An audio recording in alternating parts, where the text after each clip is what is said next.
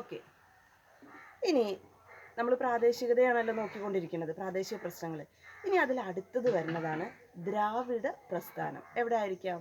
നിങ്ങൾ പൊളിറ്റിക്സൊക്കെ ഒരുപാട് കൈകാര്യം ചെയ്യുന്നവരും അതിനെക്കുറിച്ച് ഇപ്പോൾ ഇലക്ഷനും കൂടിയാണ്, ഒരുപാട് ചർച്ച ചെയ്യുന്നവരും ആയിരിക്കും. അപ്പോൾ പിന്നെ ഇതൊന്നും ഒരു ഡീപ്പായിട്ട് പറഞ്ഞു തരേണ്ട കാര്യമൊന്നുമില്ല, പലർക്കും അറിയാവുന്ന ഒരു കാര്യം. അപ്പോൾ നമുക്കൊരു ഡിസ്കഷൻ അത്ര ഇതുകൊണ്ട് ആവശ്യം വരുന്നുള്ളൂ. അപ്പോൾ ഇനി നമുക്കതിൽ അടുത്ത് നോക്കാനുള്ളത് ദ്രാവിഡ പ്രസ്ഥാനം തമിഴ്നാട്ടിൽ രൂപീകരിച്ചതാണ്. അതായത് ഈ ജാതി വ്യവസ്ഥയ്ക്ക് അതിൻ്റെ മൂർധന്യാവസ്ഥയിൽ നിലനിന്നിരുന്ന സംസ്ഥാനങ്ങളിൽ ഒന്നാണിത് ഈ തമിഴ്നാട്. അപ്പോൾ തമിഴ്നാട്ടിൽ നിങ്ങൾ കേട്ടിട്ടുണ്ടാവും ഇ.വി. രാമസ്വാമി നായ്ക്കർ.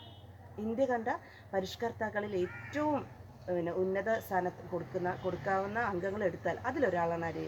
ഇ.വി. രാമസ്വാമി നായ്ക്കർ. ഇദ്ദേഹം രൂപീകരിച്ച ഒരു പ്രസ്ഥാനമാണ് DK അഥവാ ദ്രാവിഡ കഴകം എന്നുള്ള പ്രസ്ഥാനം. ഇത് അന്നത്തെ ബ്രാഹ്മണരുടെ ആധിപത്യത്തെ, ഞാൻ പറഞ്ഞല്ലോ ജാതി വ്യവസ്ഥ അന്നത്തെ സൊസൈറ്റിയുടെ വലിയൊരു ശാപമായിരുന്നു എന്ന് പറഞ്ഞല്ലോ. അപ്പോൾ ഇതെന്തിനായിരുന്നു? ബ്രാഹ്മണരുടെ ആധിപത്യത്തെ ശക്തമായിട്ട് എതിർക്കുന്നതിന് വേണ്ടി രൂപീകരിച്ചതാണ് ഇത് ഈ DK എന്നുള്ള പ്രസ്ഥാനം രൂപീകരിച്ചത്. പിന്നെ ഉത്തരേന്ത്യയുടെ രാഷ്ട്രീയവും സാമ്പത്തികവുമായിട്ടുള്ള ആധിപത്യത്തെ എതിർക്കുക, അത് എന്നും കാണുന്ന ഒരു പ്രത്യേകതയാണ് അല്ലേ? പ്രത്യേകിച്ച് നമ്മൾ ഈ ഉത്തരേന്ത്യ ദക്ഷിണേന്ത്യ എടുക്കുമ്പോൾ ഉത്തരേന്ത്യക്കാർക്ക് എന്നും അവർ കുറച്ച് മേലെയാണ്, അവരെല്ലാ കാര്യങ്ങളിലും മുന്നിലാണെന്നുള്ളൊരു തോന്നലും ഉണ്ട്. ആ ഒരു ചവിട്ടിത്താഴത്തിൽ ദക്ഷിണേന്ത്യൻ ഭാഗത്തെ ഉണ്ട് താനും. അപ്പോൾ ഇതിനെതിരെ ആദ്യമായിട്ടൊരു ശബ്ദം ഉയർത്തി എന്ന് പറഞ്ഞാൽ അതാരാണ്? ഈ DK പാർട്ടിയുടെ നേതാവായിരുന്ന ഇ.വി. രാമസ്വാമി നായ്ക്കറാണ്. അപ്പോൾ ഈ രണ്ട് ഉദ്ദേശമായിരുന്നു ഇദ്ദേഹത്തിനുണ്ടായിരുന്നത്. ഒന്ന്, ബ്രാഹ്മണ മേധാവിത്വത്തെ എതിർക്കുക. രണ്ടെന്താണ്? ഉത്തരേന്ത്യൻ ആധിപത്യത്തെ എതിർക്കുക. ഇത് രണ്ടായിരുന്നു ഇദ്ദേഹത്തിൻ്റെ ഉദ്ദേശം. ഇനി ഇതങ്ങനെ ശക്തമായിട്ട് പോന്നെങ്കിലും ഈ പാർട്ടിക്ക് വേണ്ടത്ര ഒരു ബലം കിട്ടിയില്ല.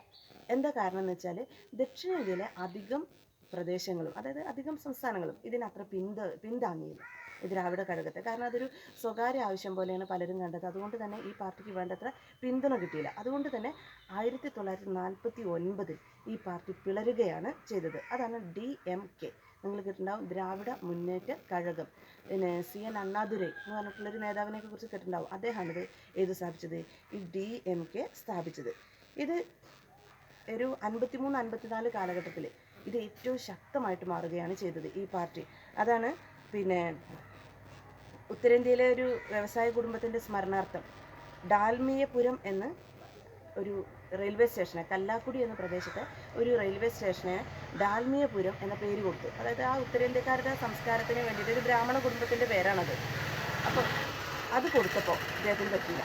അതിൽ സമരം നടത്തി. DMKയുടെ നേതൃത്വത്തിൽ സമരം നടത്തി.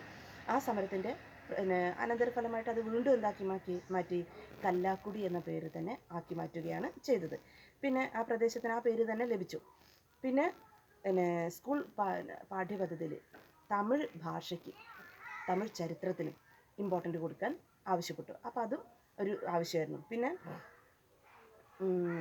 ഈ കരകൗശല രംഗത്തിന് ബ്രാഹ്മണരെതിരായിരുന്നു.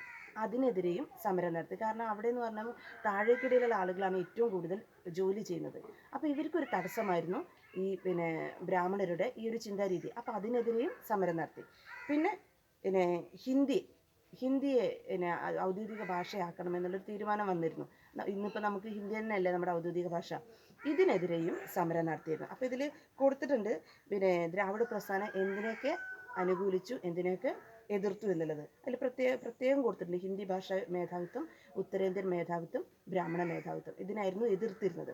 പിന്നെ അനുകൂലിച്ചിരുന്നത് തമിഴ് ഭാഷയും വിദ്യാഭ്യാസവും, ദ്രാവിഡ സംസ്കാരം, തമിഴ്നാടിൻ്റെ ഭരണം ദ്രാവിഡ രാഷ്ട്രീയ കക്ഷിക്ക്. അതായത് ഈ ആര്യന്മാരും ദ്രാവിഡന്മാരും കേട്ടിട്ടില്ലേ നിങ്ങൾ? അതായത് വംശത്തിൽ ഉയർന്നവർ ആര്യന്മാരെന്നാണ് പറയുക. ഉത്തരേന്ത്യക്കാരാണ്. പ്രത്യേകത നമുക്കൊരു പ്രത്യേകത തോന്നും. കാരണം നല്ല വെളുത്തവരും നല്ല ഹൈറ്റ് ഉള്ളവരും ഒരുതരം ഗോൾഡൻ കളറിലുള്ള മുടിയുള്ളവരും നല്ല ഭംഗിയുള്ള മൂക്ക്, പല്ല്, ഇതൊക്കെ അവരുടെ ഒരു പ്രത്യേകതയാണ്. നമ്മൾ ഈ ഹിന്ദി താരങ്ങളെയൊക്കെ കാണുമ്പോൾ അറിയാലോ.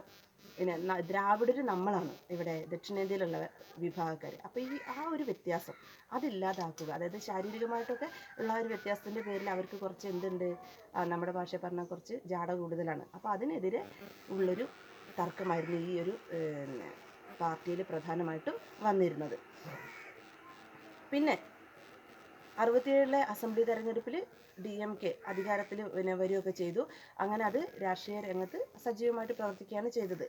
പിന്നെ ഇദ്ദേഹത്തിൻ്റെ മരണത്തെ തുടർന്ന്, ആരുടെ, അണ്ണാദുരൈയുടെ മരണത്തെ തുടർന്ന് വീണ്ടും അത് പിളർന്നു. അത് ഉറപ്പല്ലേ, കാരണം ശക്തമായൊരു നേതാവിൻ്റെ അഭാവം പാർട്ടിക്ക് ദോഷം തന്നെയാണ്. അദ്ദേഹം മരിച്ചതോടുകൂടി ഇതിനെ പിളർന്നതാണ് AIADMK, നിങ്ങൾ കേട്ടിട്ടുണ്ടാവും, ഓൾ ഇന്ത്യ അണ്ണാ ദ്രാവിഡ മുന്നേറ്റ കഴകം എന്നായിട്ട് മാറുകയാണ് ചെയ്തത്. MGR എന്ന് പറഞ്ഞ നേതാവിനെ കുറിച്ച് കേട്ടിട്ടില്ലേ? അദ്ദേഹമാണ് പിന്നെ അത് ഏറ്റെടുത്ത് നടത്തിയിരുന്നത്. പിന്നെ അതങ്ങനെ പിളർന്ന് പല പാർട്ടിയായിട്ട് മാറി. പിന്നെ മറുമലർച്ചി ദ്രാവിഡ മുന്നേറ്റ കഴകം, അതായത് MDMK, പിന്നെ പട്ടാളി മക്കൾ കച്ചി, പിന്നെ PMK, പിന്നെ ദേശീയ മുർപോക്ക് ദ്രാവിഡ കഴകം DMDK.